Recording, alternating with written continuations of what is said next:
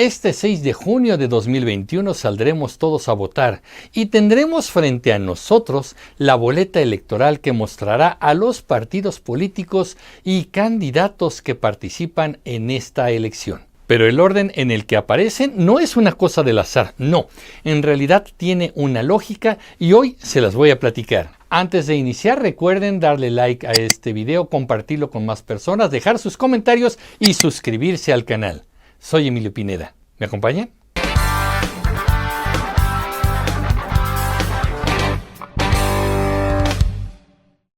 ¿Por qué los partidos políticos aparecen en ese orden específico en la boleta electoral? Miren, aquí les estoy poniendo una muestra modelo de lo que será la boleta electoral que tendremos frente a nosotros para elegir a los diputados federales de este año 2021. A este ejemplo les faltan los nombres de los candidatos, pero en sí es el modelo general.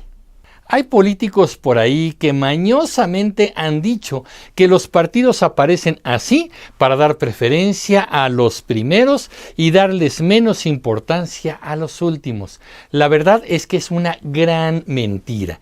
También llegan a decir que el INE puso algunos logotipos más grandes para impulsarlos y otros más pequeños para que no se distingan y no ganen votos. Esa es otra gran mentira. Simplemente son inventos para hacerse pasar por víctimas y crear una teoría de la conspiración y hacer un conflicto electoral. Ahora les voy a contar cómo son las cosas en realidad. La respuesta es verdaderamente simple. Los partidos políticos aparecen en ese orden en la boleta electoral porque toman como base el año de fundación de cada uno. Así se acordó. Los más antiguos aparecen primero y los más nuevos van apareciendo después. Además, todos los partidos políticos disponen de un espacio con las mismas proporciones y que corresponden a un cuadrado perfecto o a un rectángulo según sea el caso. Así que cada partido se encarga de realizar un diseño que corresponda a estas dimensiones. Si algún logotipo se ve más grande o se ve más pequeño, es única responsabilidad del partido que lo diseñó. Recuerden que en política las teorías de la conspiración son buenos recursos para sacar ventaja por parte de algunos. No se crean todo, por favor. Bien, regresemos al orden de los partidos. Ya les dije que aparecen según su fecha de fundación, así que vamos a revisar los datos concretos de cada uno de ellos. El Partido Acción Nacional, el PAN, aparece primero porque es el más antiguo según su fecha de fundación. Ya sé que aquí muchos me van a decir, espérame Emilio, estás equivocado, el más antiguo es el PRI. Sí, pero no. Ténganme paciencia y les explico este asunto. Entonces, regresando, el PAN fue fundado el 16 de septiembre del año 1939. El PRI aparece en segundo lugar porque fue fundado en 1946. Bien, aquí vamos a aclarar la confusión. Es que en realidad este partido es más antiguo, pero cuando se fundó no se llamaba Partido Revolucionario Institucional, el PRI no. En realidad su primera versión fue el Partido Nacional Revolucionario, el PNR, el cual fue fundado el 4 de marzo de 1929, 10 años antes que el PAN. ¿Y que agrupaba? A la mayoría de los líderes y sectores revolucionarios que se transformaron justamente en un partido político. Luego vino una segunda transformación y se convirtió en el Partido de la Revolución Mexicana, el PRM, el cual se fundó en 1938.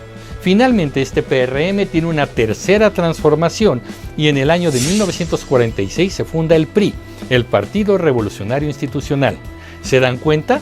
Aunque inició su carrera antes que el PAN, la versión que conocemos actualmente, el PRI, en realidad se fundó 7 años después que el PAN. Por eso aparece después. El Partido de la Revolución Democrática, el PRD, se funda el 5 de mayo de 1989 como el resultado de una separación de notables priistas que deciden plantear su propia propuesta política al lado también de otras organizaciones de la izquierda mexicana. En su momento, los líderes más emblemáticos fueron Cuauhtémoc Cárdenas y Porfirio Muñoz Ledo. El Partido Verde ha tenido muchos cambios, pero la fecha de registro que tiene es del 28 de febrero de 1991. El Partido del Trabajo, o PT, tiene fecha de registro el 8 de diciembre de 1990, pero después perdió ese registro y el 13 de enero de 1992 lo recuperó para poder participar en elecciones de nuevo. El Partido Movimiento Ciudadano se fundó y obtuvo su registro el 1 de agosto de 1998.